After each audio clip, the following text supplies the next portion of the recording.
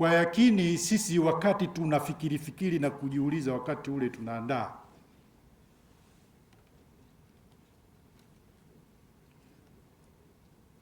kwa yakini kabisa tukaona mafunzo haya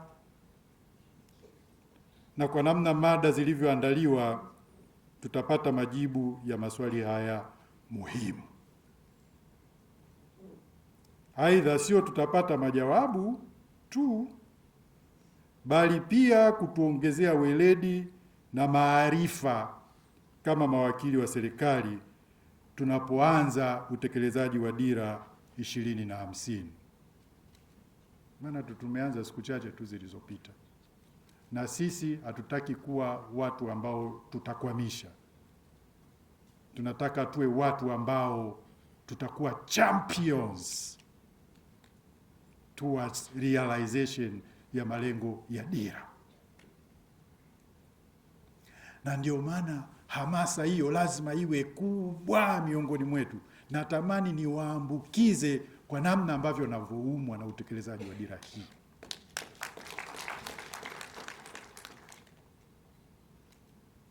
Maana nikifanikiwa hilo, haya mambo kwa kweli tutaweza kuyafanya vizuri. Hakika sisi tunaamini sheria na mikataba bora ni nyenzo ya ustawi, lakini nyenzo ya utu na maendeleo ya uchumi. Inaaminika kwamba hakika wakili wa serikali mwenye maarifa ya kisasa na weledi ambao unanyumbulika na nguvu za kiuchumi au soko, biashara, tehama na mambo ya kijiopolitiki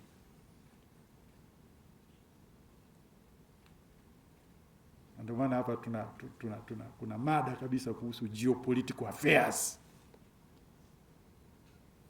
Na mambo ya kijiopolitiki ni nguzo muhimu katika utekelezaji wa Dira ya Taifa ya Maendeleo 2050. Hivyo basi mafunzo haya jamani ni muhimu sana kwetu. Kama Dikas alivyotuasa, basi tutulie.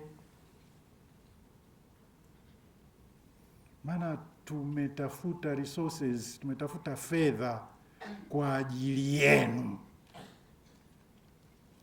kwa ajili ya kuwa empower. Sasa ukitoka unajinyima mwenyewe hiyo fursa ya kuwa very powerful transactional lawyer kwa maendeleo yako binafsi na taifa lako.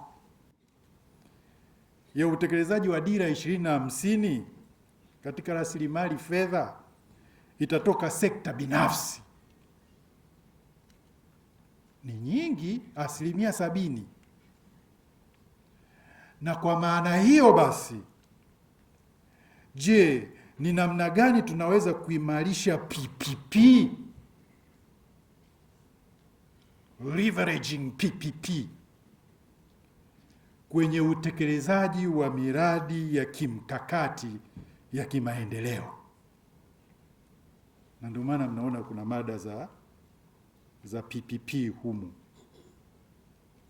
Leveraging PPP for strategic development projects.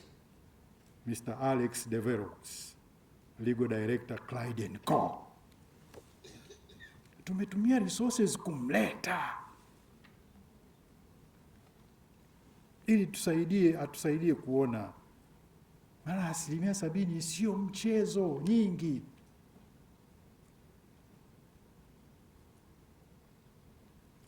Kwa hiyo hili jambo ni la muhimu sana.